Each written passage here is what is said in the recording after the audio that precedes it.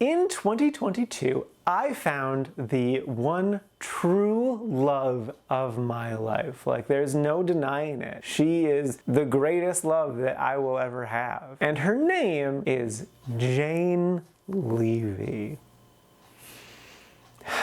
She's just perfect. I love her so much. She's just great. So with this discovery, I decided to watch every single film that she's been in. And so as of December of 2022, she has been in 12 films. So today I am going to talk about and rank all 12 of her films, starting from the really, really awful ones to the really, really good ones. It's really interesting how it's a very widespread of films that she has been in, because they truly go from terrible to amazing. With a side note of, the bad ones are never her fault. She is terrific. She is a great actor. I am hopeful that she has a very long and prosperous career, not only because of my own personal bias of my true love for her, but also just because she's really freaking good, so she deserves a good long career if she continues to enjoy doing it. So yeah.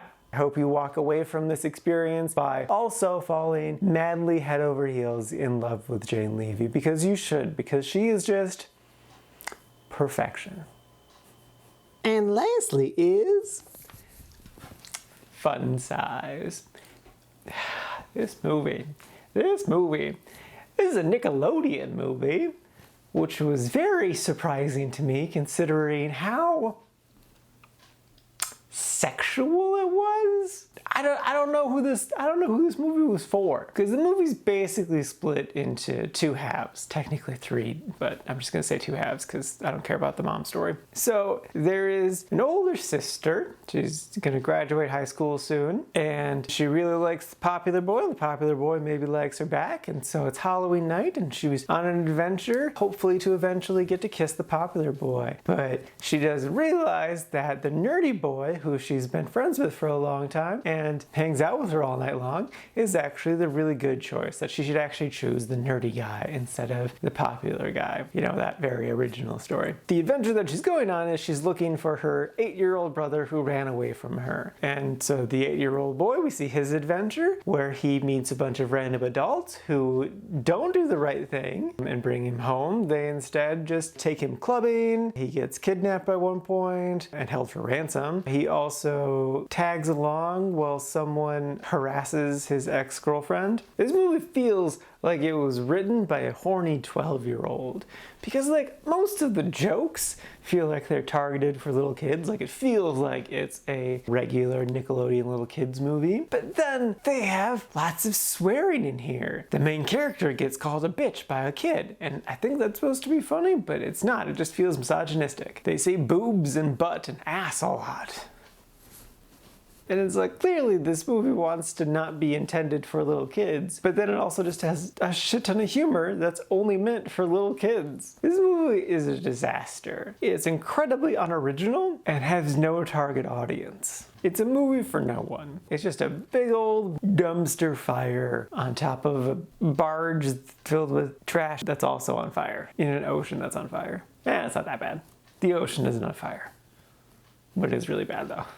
Next up is Bang Bang Baby. This movie I was pretty jazzed about because it has like a cool 60s aesthetic, and I'm like, ooh, I like 60s aesthetic. This is gonna be a lot of fun. Now I'm gonna tell you the basic premise, but the basic premise is gonna sound way more interesting than this movie actually is. So in 1960s rural Canada, this small town girl, Jane Levy, is a talented singer and wants to make her way into the world of music. But unfortunately, her dad is an alcoholic and literally throws away her one opportunity to follow her dreams. So instead, she goes to the school dance where she is raped by an adult. That makes it statutory, right? Which results in a pregnancy, which she is forced to keep, and then she is forced to marry her assaulter, her rapist, but she mentally can't handle all of this trauma because That's fair. So instead she invents this fantasy musical world where she is dating her celebrity boyfriend, but then there's also like mutant stuff going around and everyone's mutating and she has like a demon spawn in her belly, but that's a metaphor for the fetus inside of her. And yeah, this movie is a giant mess. I think it's trying really, really hard to be like Little Shop of Horrors in like that mixture of an older aesthetic with sci-fi elements. But the sci-fi elements feel super, super out of place and just don't work with the rest of the aesthetic. And then like the music, like the songs, aren't good songs and they aren't incorporated well. And then like they had the idea to leave the reveal that this is all just in her head as like a big twist for the end. But it just really doesn't work as a big surprise ending because it's pretty clear that that's going on, even though they don't want it to be clear. So it doesn't work on a lot of different levels. And even though I'm madly in love with Jane and she was the lead of this movie, getting to stare into her beautiful eyes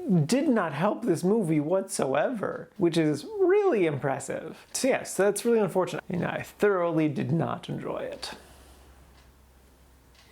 First up is Office Uprising. Do you remember a few weeks ago when I talked about the movie Mayhem with Samara Weaving? That movie was really good. I thoroughly enjoyed that. Well, Office Uprising is a cheap ripoff of that movie. It came out 2 years later, 2018, and the basic premise is essentially the same. It's about this guy who works in an office, and instead of an airborne thing, this is like a liquid thing that turns people into zombies. The main character is awful. I think it's trying to be a critique of like gun violence and toxic masculinity, but it kind of comes off more as just an excuse to say really misogynistic things and racist things, and it definitely does not feel like a critique of anything. It's just a very sloppily written mess. There are two good parts to it though. Jane is great. She only gets like one good moment to shine, but in that one good moment I was like, oh, this is nice. I thoroughly am enjoying this. She mostly just exists to be the girlfriend. I think she's the only woman character in this movie. Definitely out of the main characters, she's the only one that doesn't have a penis. And yeah, she's just there to be a love interest. So that's really unfortunate. The other shining part of this movie is Zachary Levi. He has so much charm and charisma that even when he's in bad stuff, he's still good. He's just like hamming it up as the villain and he's a lot of fun. Unfortunately, everything else around him is a dumpster fire, but it was still nice seeing him. But yeah, so I didn't like this movie. It's not good. If you want a movie that has essentially the same premise but done well, then watch Mayhem with Samara Weaving. You won't be disappointed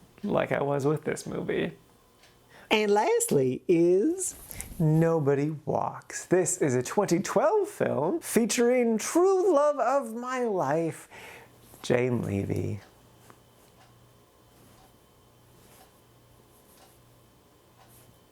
Yeah, just love her so much. Okay, anyway. It stars Olivia Thirlby and John Krasinski, and it was co-written by Lena Dunham. And as soon as I saw that, I became worried. And then my worries were realized. So what the basic story premise is that this young adult woman goes from New York to California to live with this sound engineer for a couple weeks while he does sound design stuff for her experimental film. What the movie really is, though, is about, I don't know, like half a dozen characters who all want to bang each other and do bang each other, but it's bad for various reasons and it's just dumb. Like the main character is so incredibly passive. Like she has sex with several of the characters, not really grasping why it's bad for her to be having sex with these characters. Like she does for fleeting moments be like, oh, this is bad because of this.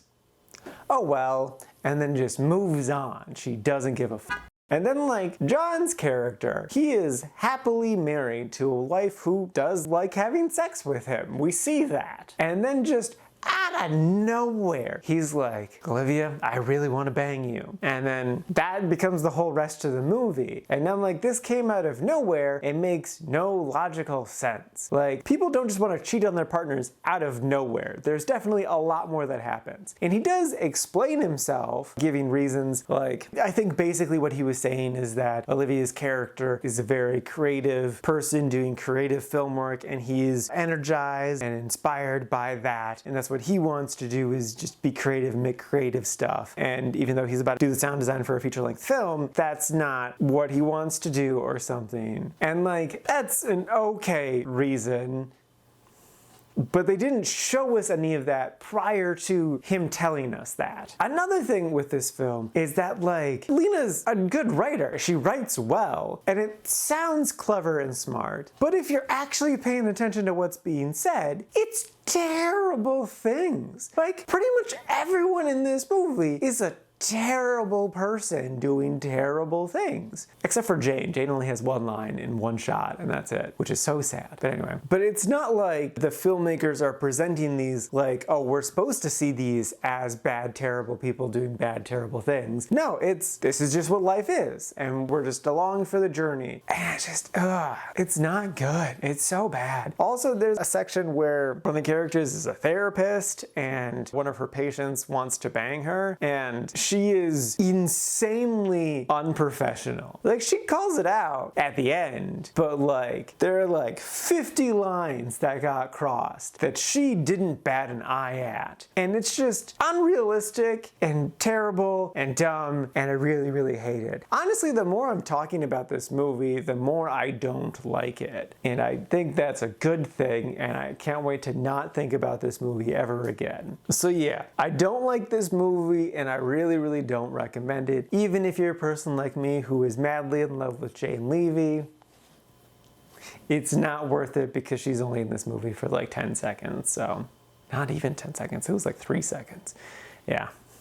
And lastly is The Pretenders. This is a 2019 film directed by James Franco and written by the guy who wrote The New Mutants. And the basic premise is, this is kind of just a remake of Jim and Jules, which is a Trudeau film that I wasn't a huge fan of. It was fine, I just wasn't super into it. But really, it's a love letter to French New Wave films. And yes, this film is just as pretentious as that makes it sound. It's a lot at times. And I really hated the main character. He was such a like tip your fedora nice guy that I'm just like, you're such a loser. I really hate you so much. I did appreciate at one point he makes a short film about this girl that he does not know, and some of the other girls in the class call him out on it. They're just like, this just feels like a very surface level thing. Like, you don't know who this girl is, you just are looking at her because she's attractive. Like, you're not actually attracted to her as a person, you're just attracted to her hotness. And I'm like, yeah, no, this guy definitely is. And I also really don't like that I connected to a lot of things in this movie, especially like with characters that I didn't like, because I'm like, oh, I can really relate to that. Oh, but I don't really like you, and this isn't the best behavior. What does that say about me as a person? Do I need to fundamentally change some things about myself? I don't like that. But as much as I didn't like this movie, I still actually enjoyed it. I put it in the liked category. Jane gave a great performance. This is honestly one of my favorite performances of her, which sucks that I didn't like the movie more. She gave a solid, nuanced performance to a very complex character. And I do think the story was interesting and worthwhile. And I definitely appreciated the references, even though they did beat us over the head with them. So I liked it. I wouldn't recommend it unless like you really like French New Wave. Then you could definitely appreciate this film, but this film really is not for everyone. This is a very niche film, and it wasn't bad. It just, you know, it's for very specific people, and I am one of those people. And lastly, I don't feel at home in this world anymore. I bumped the camera, my bad. Anyway, so this is a 2017 movie starring Mulaney Linsky. Oh, she's over here. And then Elijah Wood. And this is the second time she's been on here in the Quarantine Movie Review. She was also in Up in the Air, and then Elijah Wood's just great. But yeah, so the plot of this one is basically her house gets robbed and she tries to get her stuff back. And she meets Elijah Wood on the way, and Elijah Wood is amazing in this. He is so weird and strange. He has like a little mullet ponytail thing, kind of like the Padawan braid things that they have in Star Wars, except in the back. And honestly, I think my biggest fault with this movie is that it doesn't have more of him in it, because he's a fully realized and ridiculous and great character. He could have really added some more like spice and spunk to it. Overall, it's pretty fine. It's definitely, again, like offbeat and ridiculous. I just didn't connect with it as much as The Art of Self-Defense, but it was still solid. I enjoyed it. Enjoyed myself. Also, another tie this movie has to a different movie is the director of this movie was in The Green Room, which is a fantastic movie. It also has Imogen Poots in it, and you should definitely go watch that because that was also wonderful. So yeah, I kind of stopped caring a bit towards the middle of this one just because, I don't know, it's kind of samesies. Like, I kind of didn't really care about her after a while. It was, again, Elijah Wood was great. But then it got me back in at the end. The end was really solid and ridiculous and crazy. It's an offbeat, dark comedy. Pretty solid. I love the title. The title is just ridiculous. The title actually is a reference to a really old song of the same name. But yeah, it's decent. Wasn't a bad time. Next up is About Alex. This is a 2014 film about a group of 30-year-olds who all went to college together, and they decide to reunite one weekend after a friend of theirs attempts suicide. And it was pretty good. I don't super have any complaints about it. It was just a nice little movie. Nothing about it really jumped out at me, I guess would be like my complaint. That like, it was solid. I don't think there was anything really fundamentally wrong. Like, all the characters were really well developed. I think they all had solid arcs. I obviously love Jane Levy. She plays the really young girlfriend of one of the guys, and they all make fun of him for it. And I just really like that they got an actual 22-year-old to play the 22-year-old in the film. That's nice. And I also really liked Aubrey Plaza and Max Greenfield. They both did really, really solid. I do think that like the creators of this film should be proud with what they did. This is a solid little film. It's not like crazy amazing or anything, but like, it's good. If I was gonna complain about anything, I would say there was kind of a little too much like sort of cheating or yearning to cheat on partners that I really wasn't a fan of. It seemed a little much, but at the same time, you know, people deal with grief in a lot of different ways, so like, it does make sense. I don't really knock the movie for it. It was a little much. I would recommend it. I wouldn't say don't come into this film though with high expectations. It's good, it's solid, it's not gonna blow your mind or anything. But if you're a fan of any of these actors, or you just think the movie sounds interesting, it's definitely worth a watch. You're not in for a bad time.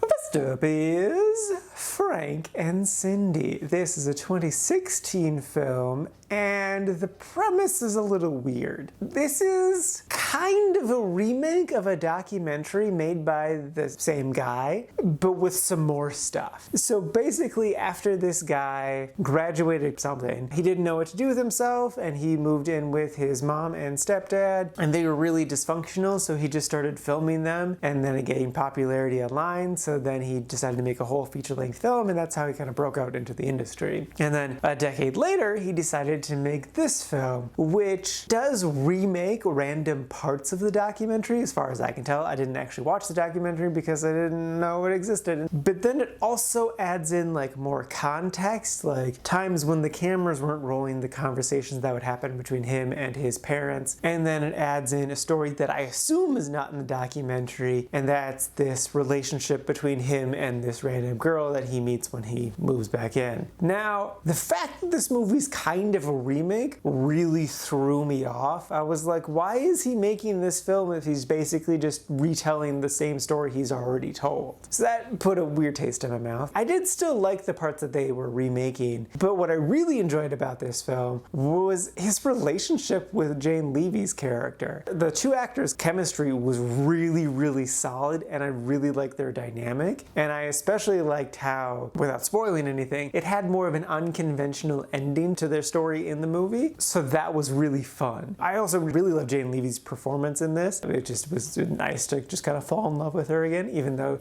their relationship was a little bit dysfunctional. So yeah, I enjoyed this film. I ended up putting it in a quite like section, and I would recommend it, though I feel like you should probably watch the documentary first. I know I didn't, but I feel like that's the way you're supposed to watch it, is do documentary first and then follow it up with this film. So that's how I would recommend it. Yes.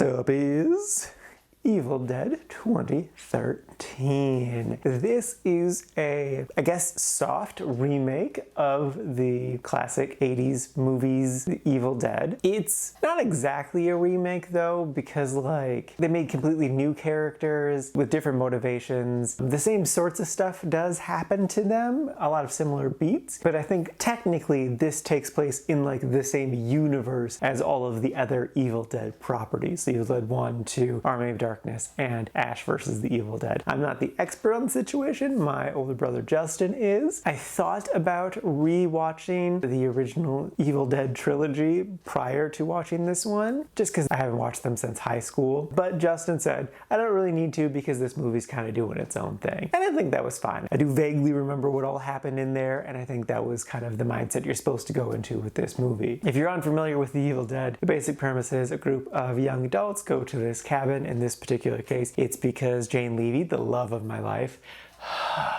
she is so young in this. She has such a baby face. And also she doesn't have her signature red hair, which I know it's not her natural hair. And I do love her with the red hair. I do also enjoy seeing her with other hair colors. It's fun. Anyway, her character is a drug addict. And so it's supposed to be like a weekend away to like get her dry. But then demons attack. And this movie was interesting because besides Jane Levy, the acting was atrocious. It was so god-awful. And like, I truly hated the two kind of main characters. Jane plays the main character of the movie. She's the lead, I believe she's top billed, and she is the central thing to everything. But really, her brother character is the main character because she kind of gets sidelined when stuff happens. But he's the lead of everything. He sort of saves part of the day. And then the other main character is the other male who is just like the expedition dump character, the nerd. And both of their characters are just atrocious. I hate everything about them. They're not good characters. They're not even good bad characters. They're just bad. Poorly written, I think would be a good way to phrase it. And then like, I can't really shit on the other two women that are in this movie because they just don't really do a lot. The one is a doctor who kind of does some stuff and gets angry a bit. That's about it. We don't really figure out her relationship with everyone else. Like, maybe she dated the brother in the past and that's why she doesn't like him and then also doesn't like his new girlfriend. Also, is that his new girlfriend?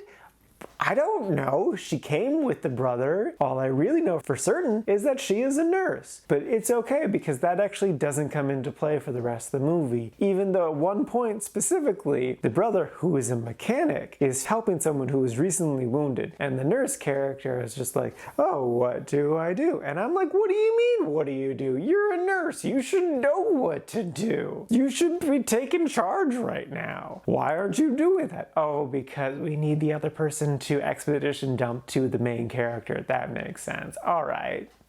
Also, they have a nurse and a doctor, and neither of them once tell people to not pull out like nails that go into people and glass shards that go into people, like big ones. And they're just pulling them out left and right. And not once does the doctor or nurse be like, hey, don't do that. Or like the scene where someone cuts off their arm, because it happens and it's cool. Do they be like, oh, we need to cauterize this, otherwise I'm gonna bleed out and die? Because that's what would happen in all of those situations. Okay, I am dumping on this movie a lot, and for a good reason, but the interesting thing is, I actually quite enjoyed this movie. Like, putting all that shit aside, the horror and gore in this movie are incredible. There is so much blood, and it looks amazing. And then, like, that scary, spooky stuff got me. Like, I was just, like, constantly looking behind me, being like, wait, was that some There's someone in here? What's going on? Is there a demon in my room right now? And just like, it worked. All of that stuff was fantastic. And then bringing Jane back into this, I know I am very biased, but like, it was clear she is head and shoulders way above everyone else acting wise, and just like every single time she was on screen, she elevated the entire film. She was terrific. There was one shot, she just like pokes her head out of a cellar, and it was hilarious, and I loved it. Oh, it's so good. But yeah, it's to the point like, I would totally recommend this movie if like you want some really good gore, or if you want some good spooks, or if you're a fan of The Evil Dead. Like, this movie's pretty great. It definitely has its flaws, but like, I like buckets of blood. If you do too, you should watch this movie. Next up is Monster Trucks. This is a 2016 movie, and I'm just like, this movie has no right to be as good as it is. It makes no sense. Like, look at this. That looks so bad. The premise is so dumb. It's monsters in trucks. How can that work? And yet it does. I can answer the how though. So the plot is so textbook by the numbers, you can call every plot point that happens in this movie. If you've seen E.T., you've seen this movie.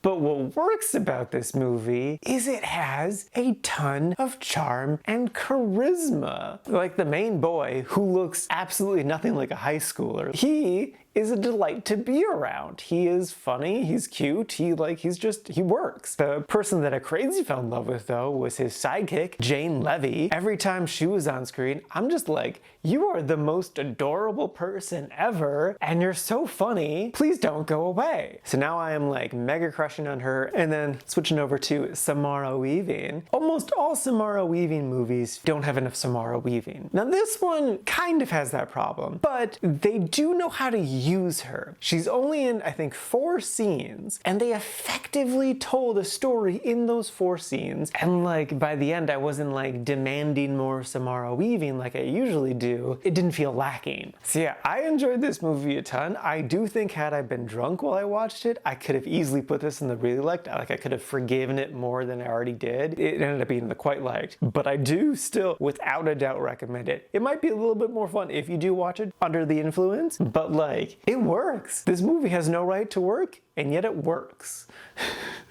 Next up is Zoey's Extraordinary Christmas. This movie came out just last year, and it is the follow-up to the 2 seasons of the delightful show Zoey's Extraordinary Playlist. And actually, I'm gonna kind of talk about the show in general as well as the movie, because it's kind of hard to not talk about both. So the basic premise is Jane Levy, the love of my life.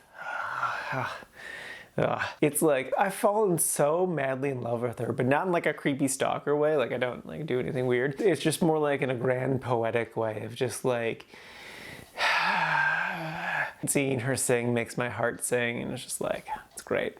Anyway, she plays this 30-year-old woman who works at this tech company, and her dad is dying of a rare disease, and she's kind of closed off. But then one day, she suddenly gets this ability to hear people's innermost emotions via pop songs. Like, either time will stop and the person will sing, or like time will continue while they're watching them sing and dance. It varies. So yes, this show is technically a karaoke musical, but it is incredible. Like, just looking at the poster and seeing some of the ads to the movie, you kind of think it's a very lighthearted show, and it does kind of come off as a lighthearted show. But honestly, this is probably like the most emotionally raw show I've seen in a good long time, if not ever. Just because the characters literally can't be guarded because it's their innermost emotions are what are coming out. So it's just like you get baseline raw emotion with 0 filters getting beautifully singed right in your face, and it's just amazing. I love this show so much, and I madly fell in love with the show around episode 8. Episode 8 is incredible. It's so good. And just,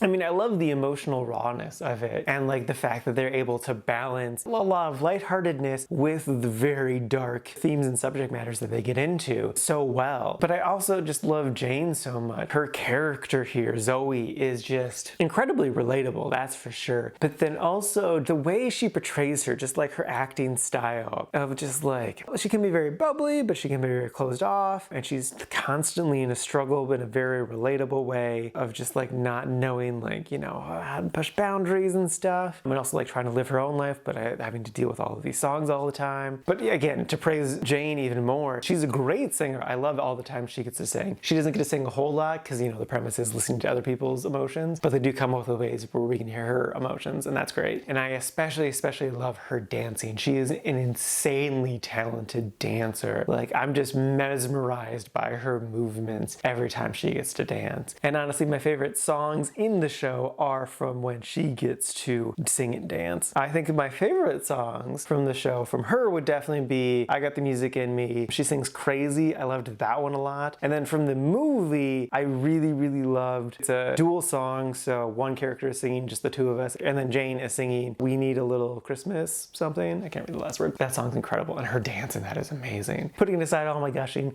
I definitely recommend this show, especially the first season. The first season is incredible. It definitely has a bit of a sophomore slump, but I think it recovers great, and the movie is a nice little end cap. It does give a nice closure to the whole thing, but it leaves it open enough, so I hope one day we do get some more, because I'm madly in love with this show. Even though I just finished it, I kind of want to rewatch it immediately. I don't think I've ever cried to a TV show this much before, because it was like every other episode that I was just like bawling. I cried so much in episode 8. It's so good. You're definitely in for a good time if you give this show / movie a watch.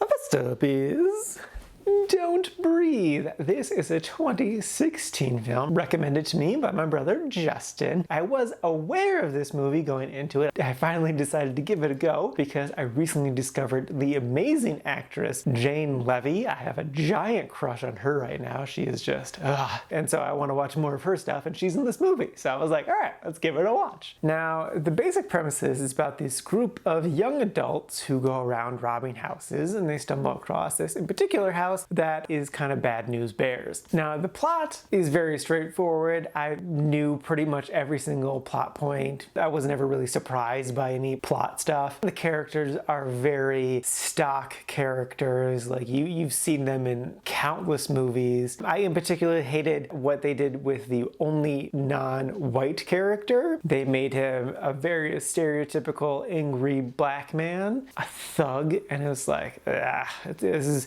is borderline gross. But putting all that stuff aside, this movie is incredible. What they lack for in originality and in-depth characters, they greatly make up for with emotion. They emotionally manipulate you so well. The movie is just so tense. Like, yeah, you know what's gonna happen, but that doesn't matter because you're just so gripped by everything. You're literally on the edge of your seat, all tensed up, just being like, oh, what's gonna happen next? I mean, I know what's gonna happen next, but what's gonna happen next? They nail it so well. It's such a good suspense thriller. I definitely recommend it, especially if you're a fan of that genre, but I also just recommend it in general. Again, you're not gonna be surprised by the plot or the characters, and the ones maybe a little bit racist, but otherwise, God, it's a great movie. You're gonna get blown away. It's so freaking good.